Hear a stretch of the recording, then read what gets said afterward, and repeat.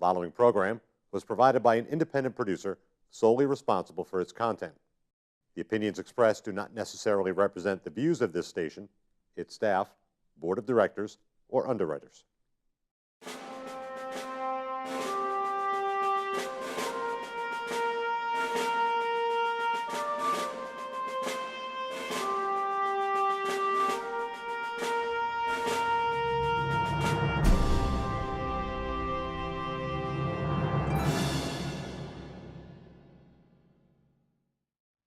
Hello and welcome to Perspectives.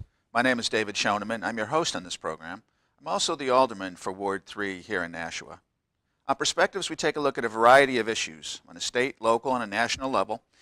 Issues that we think are important to you as a Nashua resident and taxpayer, especially when it comes time to vote, which we do here in New Hampshire every November. Last week, if you tuned in, you know that we took a look at a very interesting issue. Interesting in that it pertains or affects us on all three levels, state, local, and national, and that's the issue of immigration.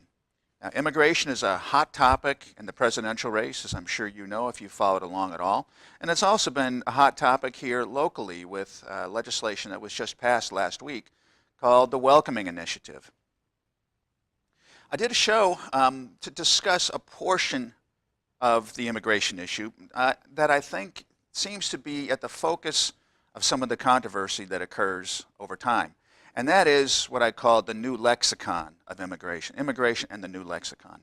Lexicon, of course, is language, and there's a language shift that's occurring in the immigration world. When my grandparents immigrated, they assimilated into the culture. Today, assimilation is gone from the lexicon and it's being replaced by integration. Assimilation is when the newcomer adopts his manners, ways, laws, rules, societal norms to the host country. Integration is when the host country adapts to the immigrant.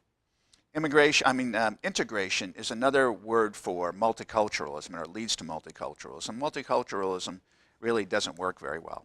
If you didn't have a chance to watch that show, I'd encourage you to tune in and take a look at that video, which you can see online. As a result of that, we got some email. We also touched, of course, on the welcomingamerica.org and welcomingrefugees.org, organizations that are behind the Welcoming Initiative that Nashua passed last week. And I got a few phone calls and an email, and I want to just relate and answer a question that John from Ward 3 asked. He says, do we know yet where the money comes from that funds welcomingamerica.org? We should follow the money, because if we can follow the money, then we'll really know if this is political or not, because the source of the money is what determines whether something really is a political organization or just a standard nonprofit that maybe is out doing some good in the world.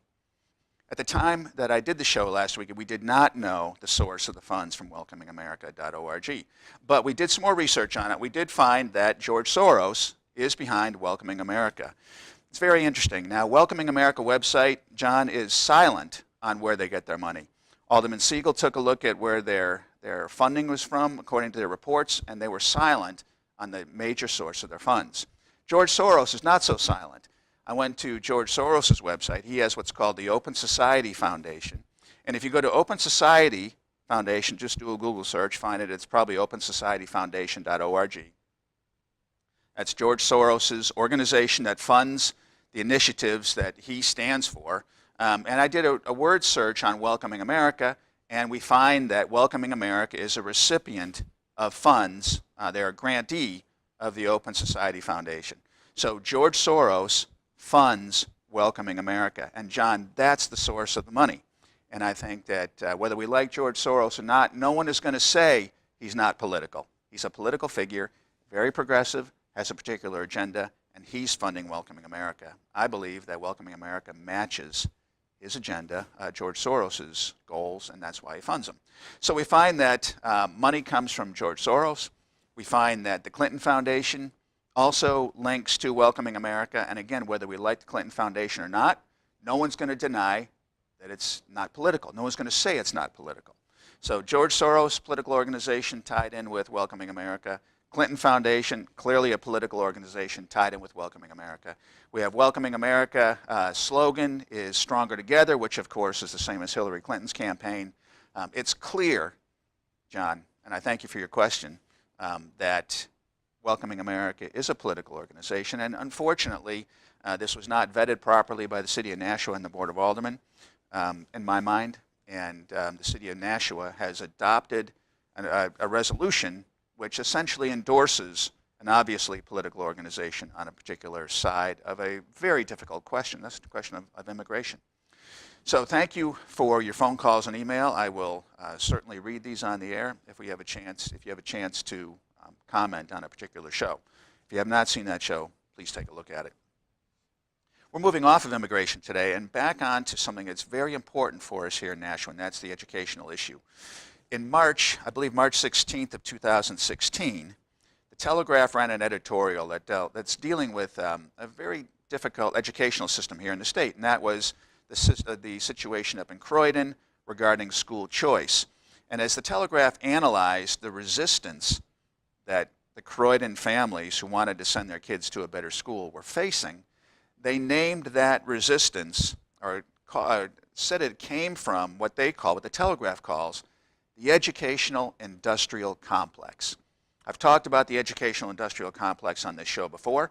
An educational industrial complex, much like what Eisenhower referred to when he said military industrial complex, is an industry that serves itself or grows to serve itself as it grows in power and strength and size, grows to serve itself more than it serves the constituents that it was designed to serve. In the case of the military industrial complex, Eisenhower warned us that we should be careful that military contractors were going to be more interested in making money for themselves than they were in protecting the country. The educational industrial complex, I think the analogy that the Telegraph is making is that we have an educational system that grows without competition to the point where it's more concerned with its own survival and well-being than it is with providing value to students or to taxpayers. Now, with me today to talk about this is Howard Coffman from the Board of Education. Howard was elected to the Board of Education here in Nashua in 2015, and it's a 4-year term. There are 9 members on the Nashua Board of Education. Howard is in a group of 4 that were elected in 2015. We'll have the next election next year will be 5 members come up. So every 2 years, roughly half the board is replaced, and Howard is a new member. He also serves as the clerk on the Board of Ed, and he's been having some very interesting conversations on the Board of Ed with the drama that's happening there in some cases. Howard, thank you very much for coming in. Welcome to the show. Thanks, David. Great to be back. Well, thank you. We have a lot of stuff going on in the Board of Ed. We had a superintendent retire. The 2 assistant superintendents retired as well. So we have new administration. We've got an interim superintendent who came from outside. We have 2 interim assistant superintendents who have come from the ranks. Actually, if I can clarify, Mr. Conrad left the district to take another position. He didn't retire. Oh, okay. One of the assistant superintendents retired, and the other took a position in Massachusetts as a superintendent. Okay. We brought forward one principal to be an assistant superintendent, and we brought 2 folks in from the outside. One from Maine, Dr. Brown, and then Mr. Boucher has primarily his experience from Massachusetts. So we have a regional brain trust over there. But we have three people who are new to the roles. And with that comes a chance to begin to make some changes. And we have 4 members on the Board of Ed who are relatively new, or 3. Well, they're just re-elected. There's really 2 of us who are new. Okay, 2 of you who are new. You and Doris Howensy. Yes. Okay, I think you're both doing a great job, by the way. Well, I think thank it's you. hard to step into a role. I know when appreciated. I became an alderman, it's hard to find your feet and get going. But I think that the 2 of you have really done a great job there. And you are, I think, in some way, shaking up the educational industrial complex, because the educational industrial complex, like any industrial complex, doesn't like to be challenged. There are certain patterns that get established, and I think their interest, or the interest of a complex like that, is just to keep itself going. Let's keep our jobs, let's not rock the boat, let's get some more money, and it doesn't really matter what happens with our quality or our costs. The educational system operates without competition, really, and as a result, we don't really compete for performance, in my mind, and I don't think we compete on cost. Now, the Nashua School District is ranked in the bottom 20% in the state. We have a school just down the street, the charter school, Academy for Science and Design. That's the #1 district. It's treated as its own district. #1 district in the state. So we know that great things are possible. We're in the bottom 20%, and our costs, of course, are astronomical. It's roughly $13,000 or $14,000 per pupil per year, not counting special ed, if I have the numbers correct. 11 to 13, somewhere in there. So with an industrial complex like this, with no focus on quality, really not as a driving force that maybe the Academy for Science and Design needs, or no focus on cost because you just get more money, we end up with this monstrosity that becomes its own beast, let's say. Just feed the beast. There are a couple things that you and I talked about before the show that you're working on to try to address some of those concerns and perhaps dismantle the industrial complex a little bit, and in the process maybe get a better product for our students at a better cost for the taxpayers. Those are the things that should be our goals. Well, I'd love to be able to do that. I think in some ways I'm the tip of a spear. I'm trying Not to a pleasant place to be. Not a pleasant. It can get bloody. I mean, if for those of you who watch the school board meetings, we're sometimes pretty contentious and very passionate about what we're trying to accomplish. And I'm trying to pick up where Ms. Kleiner left off in terms of transparency and accountability. And then I've tacked on leadership. Great. So I think we need to, one yields the next and yields the next. And in the process of the transition that you spoke of, when Mr. Conrad announced his departure and now Dr. Brown is an interim coming on board, we tried to put in place a transition plan so we could identify things that we knew had to be brought up, carried over, so we wouldn't lose things between the cracks kind of thing. And one of the things that several of us on the board were interested in was an accounting, essentially, of essentially a list of all the administrative procedures that the district administration creates. So for the audience to understand, the board creates policies, and we have over 200 of them, and we're constantly looking at them and reviewing them, and our policy committee will be meeting twice a month now instead of once a month to address the backlog we have. There's just that much work to do. So what we found out through this transition process when we asked Mr. Conrad, can you provide us with these administrative procedures, that originally the response from Mr. Conrad was delayed. And the net result was that I felt compelled to file a right-to-know request, which is the 91A, which is the public right-to-know law. And in response to that, I actually got some amount of information, and I've been working with Dr. Brown since to get some more. So it sounds like there's some resistance to providing a list of policies and procedures. Procedures. Policies are board, and we see. have You them know all those, out but there. procedures. So one of the ways I think that an organization can become its own industrial complex is to guard its procedures, what it does. And let's not release those. And I like what you said about trying to follow in Ms. Kleiner's footsteps and emphasize transparency and accountability. These are very, very important. If we have transparency and accountability, then the likelihood that an industrial complex will grow just to feed itself will, I think, diminish. Well, at least you'll know, you'll see it. Okay. So we're trying to find out what our procedures are. Now, you found some procedures are actually quite old. I mean, way, way back. Right, yeah. As it turns out, and forgive me, I just want to be correct here. Sure. The HR department, they have 66 procedures that have been sent to me. And they're as old as 18 and 30 years old, but they don't show any recent review. 1830? 18 and 30 years old. Okay. So these are, you know, 1830. tried and true procedures. Okay, sure. And but what happens in organizations is you acknowledge that you've reviewed them, and you say that it's been reviewed and carried forth. Right. You know, you say the date of review even though you don't change anything. Right. Right. But those haven't had any review or revision, to the best of my knowledge, since 2006. The business office is operating on procedures that are 15 years old from a publication I received dated May of 2001.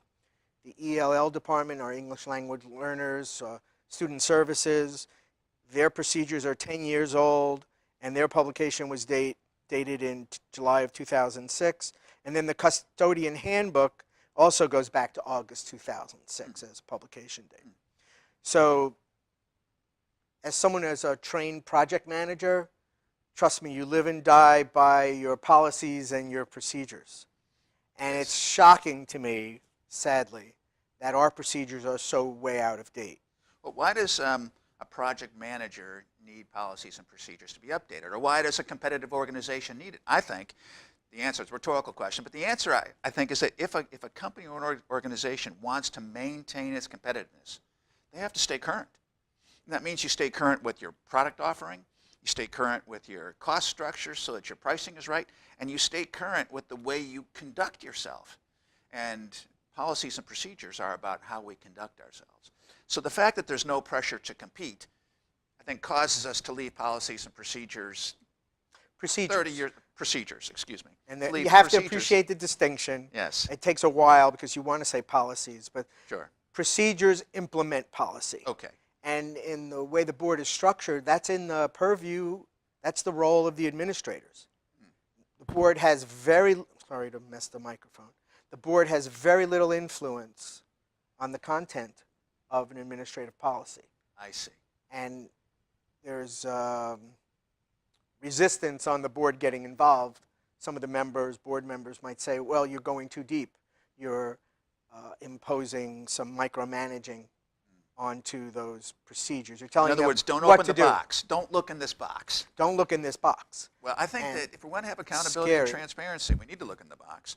And if we want to have a competitive school district that rises above the ranking in our test scores that we're at now, I think one of the ways to do that is to look in the box. And the power that people get from being in an industrial complex, the influence that they gain, the salaries that they earn, or whatever, is very tempting for a lot of folks. I mean, we're just human. Have you ever heard of the term groupthink? Yes. This school district is an example of groupthink, which supports this industrial educational complex. Groupthink symptoms are you keep the outsiders out, and only the insiders have the privy to the information, and we control who gets access to who, to the people, to the information, to the knowledge, and it's very much a parallel. And if you folks are interested in groupthink, there's a great movie out there done around the space shuttle, where it addresses the Challenger and that whole process of deciding to launch that morning, and from a viewpoint of groupthink. And it dissects it, and it identifies the people who kept this one away, and one guy who protested was just scooted right out of the room, never to be seen again. So groupthink led to an The Challenger unbelievable disaster. Yeah. And the disaster that a school department might incur is not going to make the news the same way, but it's no less serious. Because when we think about the percentage of our kids who graduate from national high schools that need remedial training, I remember reading an article a number of years ago, maybe 2012. I think it was, again, in the Telegraph. Could have been Union Leader. There was an interview of some of the administrators at the National Community College, and they said that 70% of the kids coming to that college out of Nashua schools needed remedial training in math and English. Well, the sad part of that is we offer a public education where it's free for the student. And now they decide to endeavor to increase their education, go to a community college, to get maybe to a college or go on a career track, and now they have to pay for it. And they're not, if they're not working and they're trying to get job skills, they're in a real paying for bound. what they should have had. What they should have learned when they were in our school. Well, I will tell you also, of course, kids come out of the high school to go to community college, and as far as ranking goes, the National High School North is ranked number 57 out of 77 in the state, and National High School South is ranked number 76 out of 77 in the state. So somehow something is going wrong, but yet this educational industrial complex continues to feed itself. We have to transition here. We only have 8 minutes left. Time goes fast. Well, I want to talk a little bit about budgets too, because the other side of the quality issue is the cost issue. And if we take quality and cost, how much you get for how much you pay, that's really a measure of value. And so here we have a product that is not as good as it should be at a cost that I think is pretty high compared to the charter schools, maybe private schools. And we wind up with a value equation here that doesn't look very good. So the way that we can increase that value is to improve the outcomes and manage our costs. And you and I had spoken about a way that you would like to see the school board or the school district begin to manage costs a little better. Right. How is budgeting typically done? Well, right now, the superintendent prepares a budget, and what they did, and granted, the last cycle was my first cycle, so this is a newbie's comments on the process. So the superintendent proposed two budgets, actually. There was a budget that met the spending cap, and then there was a budget that was about 2.77 versus the 1.3, which was the recommended spending cap last year. And immediately what happened in the budgeting process when we convened the budget committee, which by the way is a public meeting and people are absolutely encouraged to come, they immediately put on the floor, through all the motions and things that we all operate under, the higher valued budget. And then we proceeded to add things to it. And then we tried to pull things from it. And then we tried to add things and pull things. And this went on for like 8 or 10 weeks. It was just back and forth. For me, not as productive as I was interested in, because I didn't feel we were exposed to all aspects of the budget. We only saw the things that were being requested, pretty much more money to justify an additional expense to that budget line. So essentially they take last year's budget, they inflate it by whatever they can get. The idea is that we have a spending cap, so let's try to adhere to that. But if we can get some more money than that, if we have a sympathetic board of aldermen, if we have aldermen that we've paid campaign contributions to who will vote on our behalf, that of course exists, as I'm sure you know, not with me, but with others, or a mayor or administration who would be sympathetic to those kinds of requests, sympathetic to the requirements of the complex to feed the beast. We have a larger number.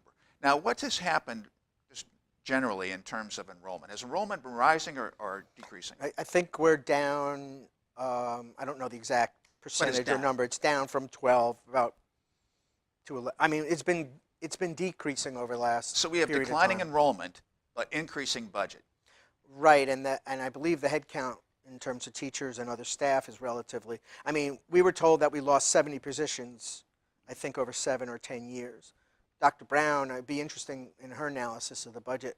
She said that, you know, in terms of the ratios and things, she thought that might be some savings in there. Well, anytime we can look for some savings, that would make sense. Certainly if this was a private industry and we had declining business, let's say, because an enrollment number represents business. If we had declining business, we would better have declining costs, or we're going to be in trouble in terms of competitiveness. But we already touched on the fact that there's really no competition, which of course competition would drive excellence. We don't have that.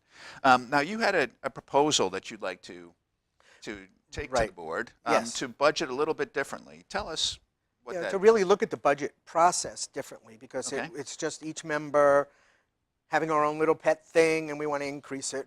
Own fiefdom. A little special interests. I fought for substitute teachers to get a raise. You've been a substitute because I've been a substitute teacher, and subs are the lowest paid people in the district. They have no representation at all by any administrator or union or whatever. They're really off in their own little world. And in fact, because of Obamacare, the number of hours they get had to be reduced, because you can't have more than whatever, 28 or 30 in a week. So that affects how many days those subs could actually work to be compliant with that. But in my case, my other pet item was to try and reduce, or actually eliminate, there's a cell phone stipend that we give to administrators. There's 78 administrators. And 78 cell phones. There are 78 people in the school district who have $20 to $40 given to them every month to use their cell phone. So I tried pulling money out of that budget line. And I see, to go to their own personal cell phone budget. Correct. I see. And I tried redirecting it to the cell phone, redirecting that money to the substitute teacher pay line. That was my see. pet item. I didn't get very Now, far. what's the total amount that we spend on that? I think I want to say between 30 to 33. It's over $30,000 a year. Okay, over $30,000 a year on a budget that is over $100 million a year. So what we're told is just a small fraction of It's a the small budget. fraction, right. but For even though it's a $100 small million, fraction, $5 million no one budget. wants to let go of what they got last year. But what's really interesting about this, and I only found this out today or yesterday, is that although the board budgets the amount in the budget, it turns out that the administration does not have an accompanying procedure to These things are tied together. disperse these funds. And the board itself does not have a policy. So you have the administration dispersing funds without a enabling policy and a procedure to oversee it. So I'm now I'm drafting a policy. This is new information for a lot of people, especially at the board who might watch your program. There is a cell phone policy coming to the policy committee. I can't say when, but it will be based on the city's policy, who has an interesting people opt in. People in this city of Nashua who are at whatever level on call or whatever, like plant ops, and there's a snow and the roof is leaking. There are people who need to be notified of certain things. But in the city's policy, those people opt in. Where in Nashua, we were in the school district, we just give out. And it's done by a single person without any review by the board. They just have a budget number to give out. So that's another tip of a bloody spear I'm working on right now. I think it's a good thing to work on. I know we're going to run out of time. Actually, let's continue. We'll just talk until we're done. How about that? Oh, okay, fine. So the thing I wanted to mention is I'm trying, and I've drafted something. It's going to be at the Finance Committee. I mentioned it last Finance Committee meeting. It's supposed to be on the next one. Please watch it. Board of Education reality TV is what I call what we do out there. But essentially, I want to create an annual budget and review process where each line item is essentially reviewed by the board, and we would almost have a 2-page document that each department head or program manager, however that turns out to be required, would actually identify to the board what their goals and objectives are. Again, we're opening the box. We're very much opening the box. Tell us what you're doing. Tell us your objectives. Tell us how many students are enrolled in your program. All reasonable questions. What is the trend over the last couple of years? You were saying, are we declining enrollments? So if we're declining enrollment in a particular program, why would we give it more money? We don't know. That data point doesn't exist at this time. We need to know if it's a new funding request, a continuing funding request, if it's supplemental to an existing amount. And then, of course, is it an increase or a decrease, or is it flat? And then, is it driven by any mandates? Is it federal law, state law, regulation? What's driving this cost? Because if we have a federal mandate, like special education, we're required to provide special ed for these kids until they're 21 years old. We're required to provide transportation to any child in the school district, be it somebody who goes to our 17 schools or to the charter schools. So Nashua School District picks up those transportation expenses. Well, the taxpayers pick them up. Taxpayers does, but they're not attending our schools, but we're required by law to cover them. And okay. Can you please summarize and justify your expense? And realistically and objectively, can your budget sustain a decrease for the next cycle? Let's ask the people who are running these programs if they could sustain a budget decrease. And I'd like to think there's between 1 and 3 and maybe even 5% that we can eke out of some of these things. I bet there's at least that. Let's take your cell phone I'm example. being kind. Well, thank you. I think that there is at least that. Let's take your cell phone as an example. Here we have $35,000 roughly that's being spent without an enabling policy, without a procedure. It's just being handed out. Because if we don't hand it out this year, we're not going to get it next year. And this is how an industrial complex, the educational industrial complex, keeps itself going. Don't look in the box, just take the money, spend it, get rid of it, or we're not going to get more next year. And if that exists in such a small slice, and there's such resistance to change, on such a small slice. My guess is it exists elsewhere too. Well, the real crazy thing about our budget, and if you start looking at these things, well, you have an operating budget. This will be educational. I finally am beginning to understand it. We have an operating budget that's now about $105 million. So that pays, out of that $100 million, just to keep things easy, 80% of it is about people and salaries and stuff. And then we have roughly $20-odd million that pays for the lights, it pays for the phones, it pays for the books, pays for the 26 million photocopies the school district makes every year. My goodness. I'm working on that too. A 26 policy million. for accountability around photocopier use. That's one of my other spears that I'm working on. Wow. And that number was about 2 or 3 years ago. So I don't know what the current number is. I was flying last night. I'm a flight instructor, as you know, and I was with a student flying last night. We're coming back into Nashua Airport, and I looked down at the 2 high schools because they're close to the field, and I saw it looked like every single light in the parking lot was on, and most lights in the buildings were on. I didn't see a single car in the parking lots. So what about things like electric bill? Does anyone have accountable for who keeps actually, the lights on? I can address the electrical. We just had a briefing on that. They've actually reduced the rates. They're buying competitively on the market. And they've got a year or 2 out. In other words, they buy future contracts around oil and around gas and around electricity. So I'll give credit to Mr. Smith and Mr. Donovan for looking ahead, and there were actually decreases that they told us. Might not be this year, but it'll be in the following year or something. But they are looking out in terms of especially utilities. That's good, because I mean maybe they have to keep the lights on in a parking lot. Maybe that's a kind of a security thing. But I looked down, I saw these massive complexes, in this case, high school building complexes, not industrial complexes, that were very well lit. Well, I'm told there are here it is kids late at in there night. until 8 or 9 o'clock. This is 10 o'clock. And then we have the adult ed programs in the high school. Well, I didn't see a car in the parking lot, but I saw that and I thought, gee, I need to ask Howard about that tomorrow. So here we are. You mentioned I'm sorry, go ahead. Yeah, and then I'm curious to know, what are your goals for next year and how will you achieve them? How do you expect to accomplish it? And then, of course, things and like... those goals better match or should match. We don't have a strategy. Well, we don't have a strategic plan for the district. There's reluctance. We actually talked about it as a good thing this year when Mr. Conrad was still here. But with the new superintendent, the interim superintendent, several board members are reluctant to start that process because they don't want to start a strategic plan until we have our Well, there's interim no principal. time like the present to do some of those things. Again, what if this was a private organization? If it was a private organization with stock traded on the stock exchange, how would the stockholders of the board feel if they asked the CEO, what's your strategic plan? I don't know, we're going to work on it next year maybe. You have to have a plan. You have to have a goal. But see, the problem with goals, actually the benefit of a goal is that it's measurable and it can inspire It should be measurable. the proper behaviors. The absence of a goal, the problem of not having a goal is, of course, there's nothing to measure and there's no stated objective.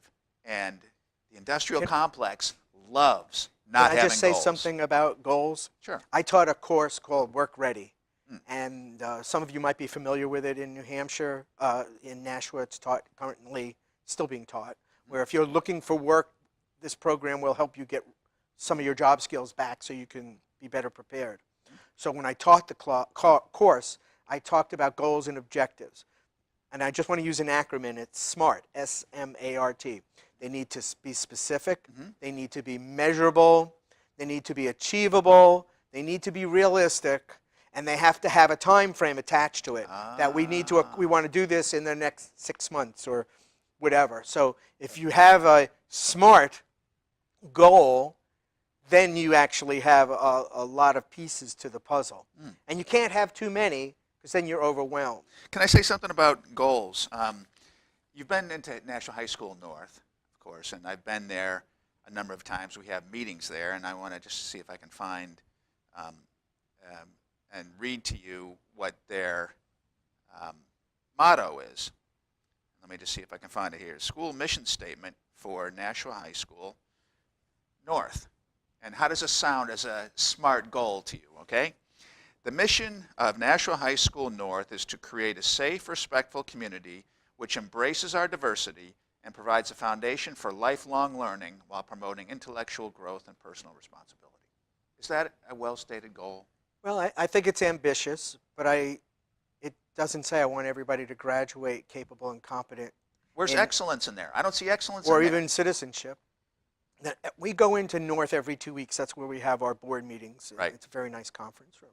And as you walk to our boardroom, we call it, on the right is, I don't know if people are familiar, but every school I've ever been in and every library has this wall of plaques donated by some association at some point in time. It includes like the Declaration of Independence and the Constitution. I've seen that. I've been in there. The surrender document from World War II, terms of surrender.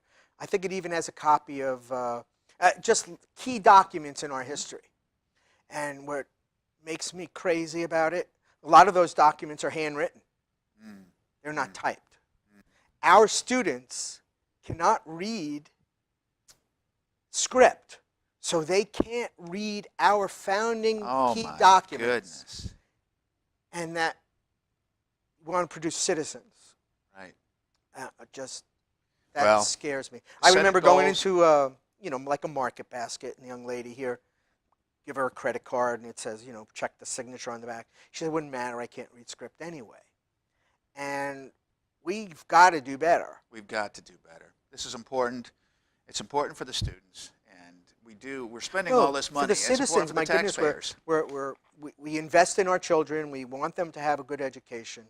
And when they get out, they're not really prepared for the workforce. No. And then they have to incur costs at a community college, or they find themselves in,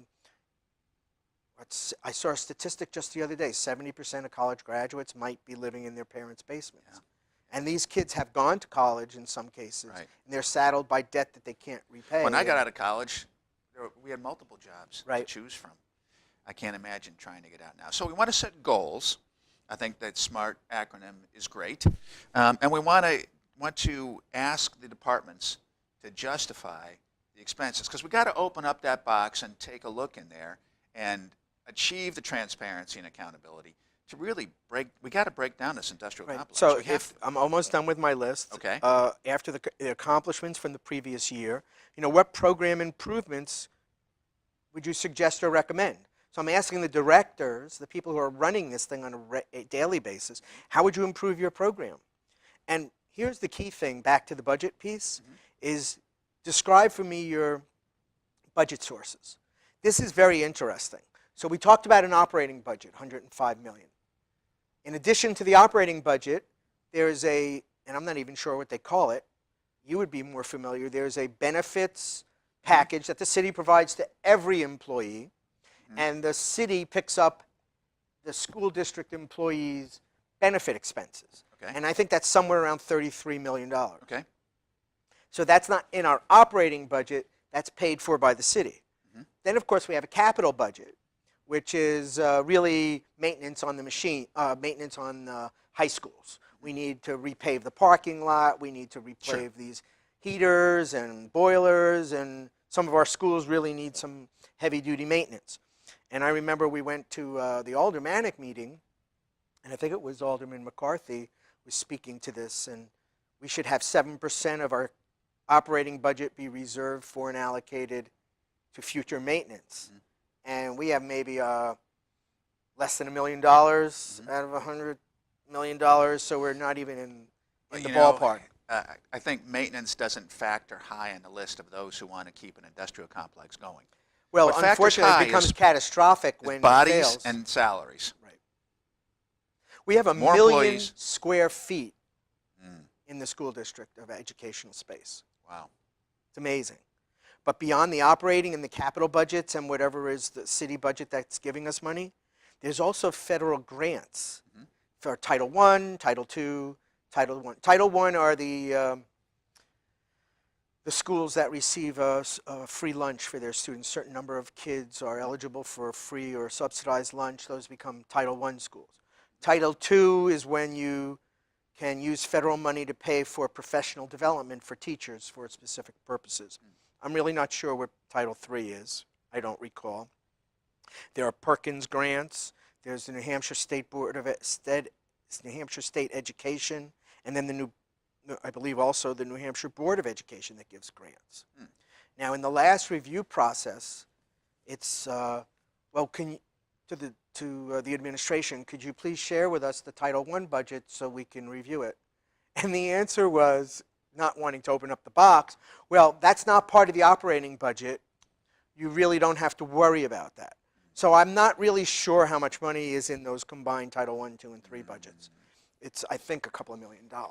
So that's used to supplement staffing that we couldn't otherwise hire because we don't have the budget for it. It gives us the opportunity to give our teachers training that we wouldn't otherwise have. So, but I hope this budget cycle, we're going to be able to look at all these funding sources and understand how this program is run, because that door is not yet open.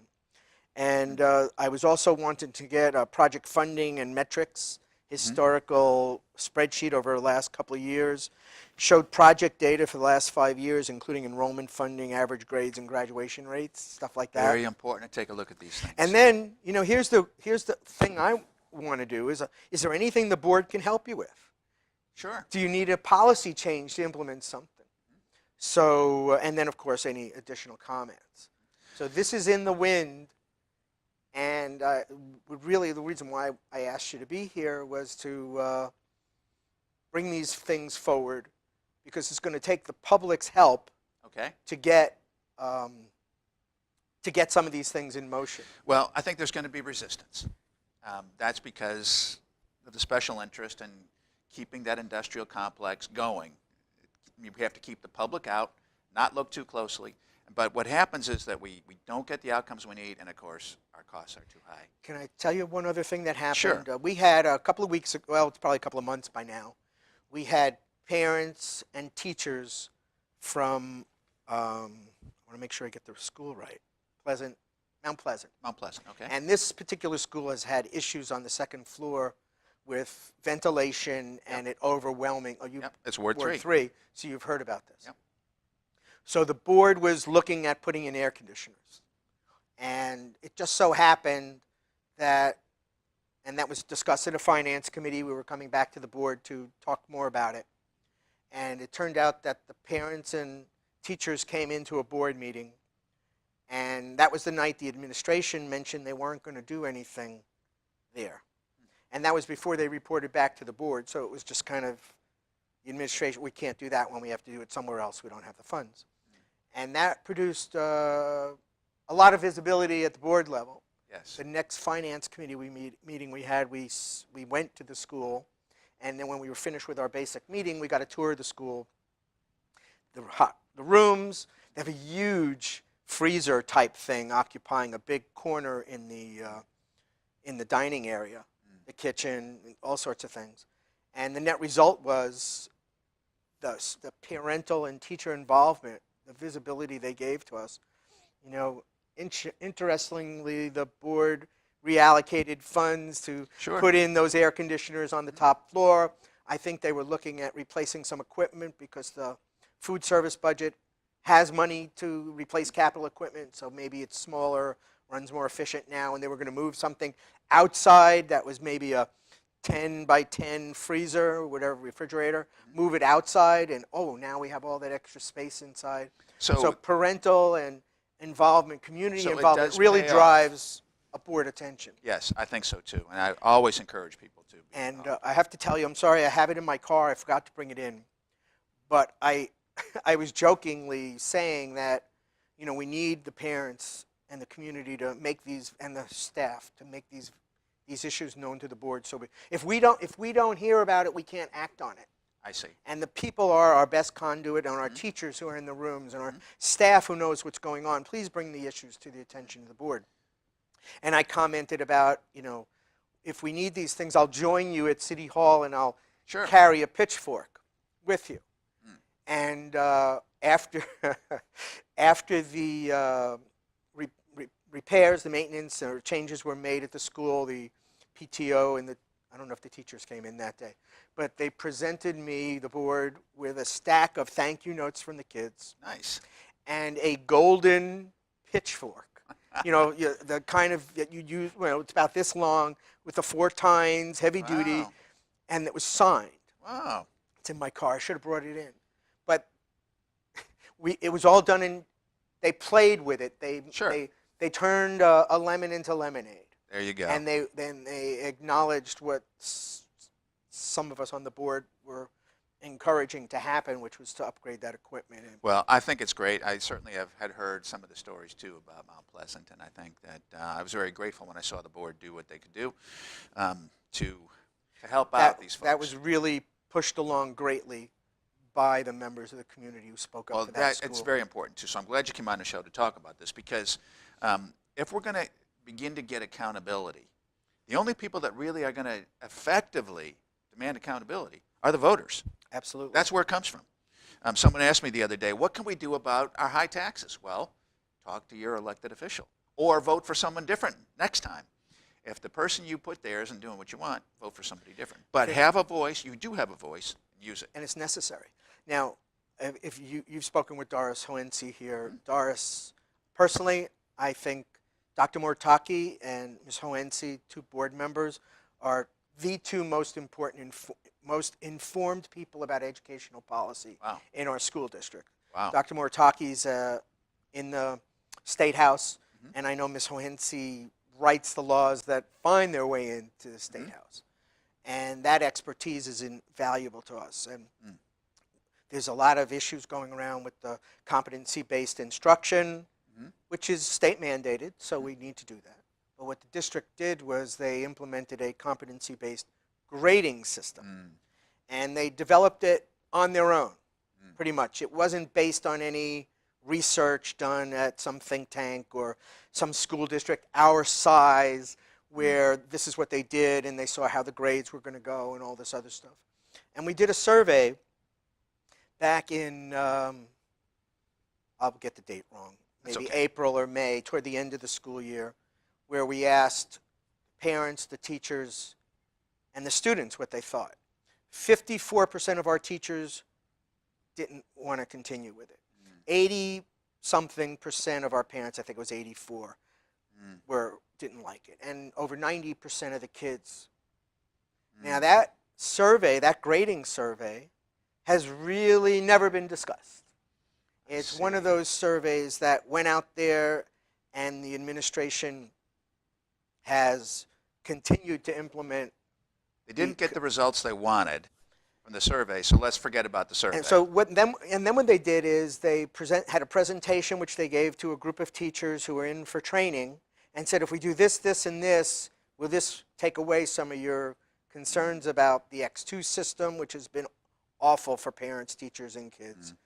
And all of a sudden, those teachers, subset, didn't involve the parents, didn't involve the kids, didn't involve all the teachers, said, oh yeah, it looks okay. So then they cite that survey as saying this is the reason why we have to continue.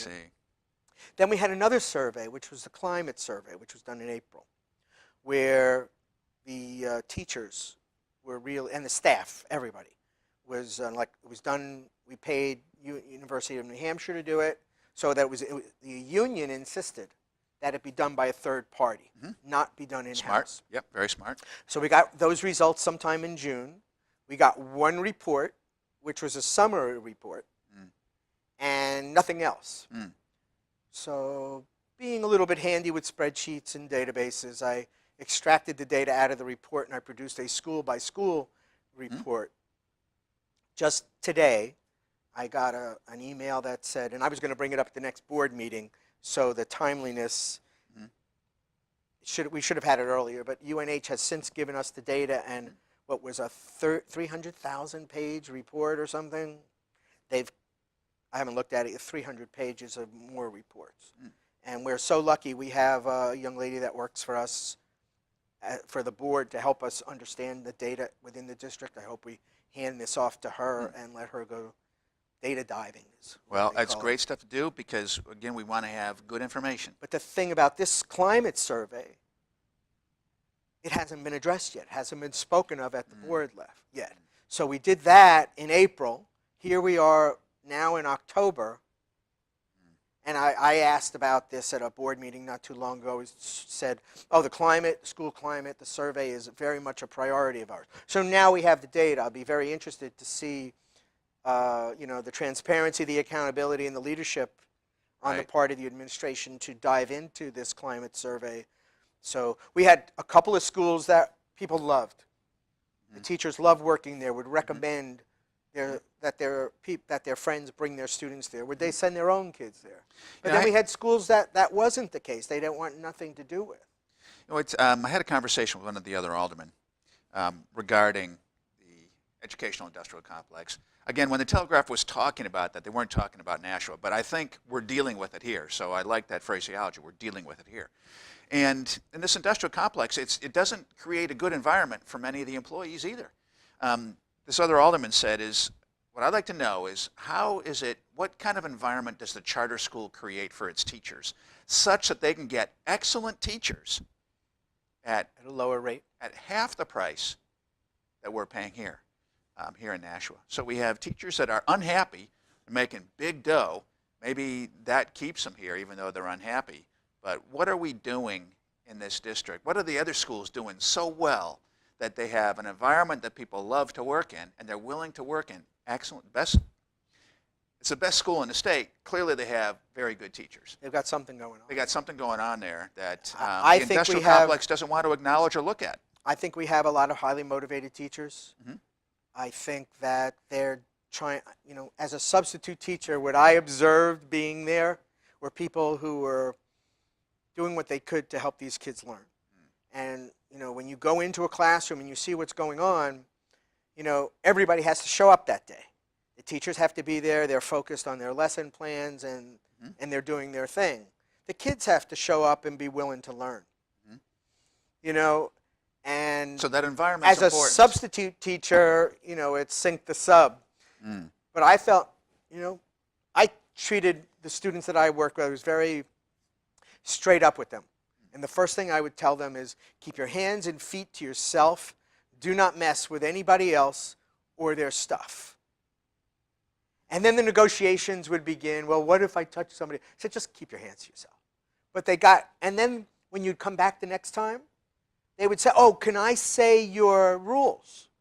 And then the fun part was they would add things I never asked for.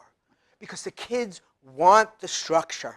They want the Interesting. classroom leadership that teachers bring. And that when that happens, and the teachers do a great job at trying to instill that attention with the kids. But it only takes one kid to be determined to disrupt the class. Right. And then the teachers are distracted. They're off the plan. The kids got the attention. They give them a warning or two. You sit down. And then the next kid jumps up. He gets his 2 warnings. And the kids trade off. And certainly as a substitute teacher, I would deal with that. The classroom teachers have a lot less of that. But the fact is the kids know how to play the system. And the 'cause there are climate no then. and the climate is distracted. The teachers really feel they can't get their So the climate survey wasn't real complimentary, essentially. Oh, it was very complimentary in some areas. but But I this- want to have a public viewing of all that data We and should. present it. And I think that's part of the accountability And that's and what transparency. yeah, absolutely. And Good. that data became available, I think it was in an email today. Well, we have to open the box. We have to take a look inside because we've got to break down this industrial complex. If we don't, and I think we have an opportunity now with new administration, at least interim administration, and new members on the board. Because if we don't, we're never going to raise that level, and we're never going to do anything material about costs. I just want to put a plug in. If anybody has a strong interest in getting into public service, is what I'm going to call it. And next year there'll be 5 slots on the school Excellent. board. I won't say how many people I think are running Sure. again or leaving or whatever. We count votes all the time, folks. We're always trying to figure out how it's going to go, and trust me, you can't predict much of that. But you would But encourage there will someone. be, I would absolutely encourage people, start looking at our meetings, come to our meetings, seek out members of the board and ask them about Great. what's shaking. And there's plenty of opportunity for people to come and participate. Good. We need help. We need the community to express Community how has to they do it. feel. You have no idea how much of that will drive action at the board. Yes, we're never going to make Mount these Pleasant, changes without Mount Pleasant proved folks it's doing possible. it. That's good. Howard, we're out of time. We've done a double session here. Oh. Thank you very much for coming You're in. I really, welcome. really Great to be appreciate it. back. Thanks very much. We'll have you on again. Folks, I want to thank you also for tuning in today. We've been talking with Howard Coffman, a member of the Nashua Board of Education, about what we can do as a city to begin to break down the educational industrial complex, as the Telegraph has referred to, not just here in Nashua, but to the educational system, I think, in the country, to achieve better quality and at a better price, and effectively raise the value that a school district delivers to the taxpayers. Thank you for tuning in. My name is David Schoeneman, and if you have any questions or comments, please write to us at perspectivesnh@gmail.com, and we'll see you next time.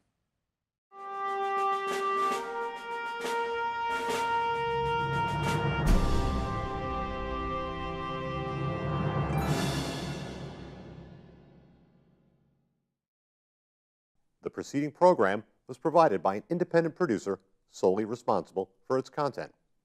The opinions expressed do not necessarily represent the views of this station, its staff, board of directors, or underwriters.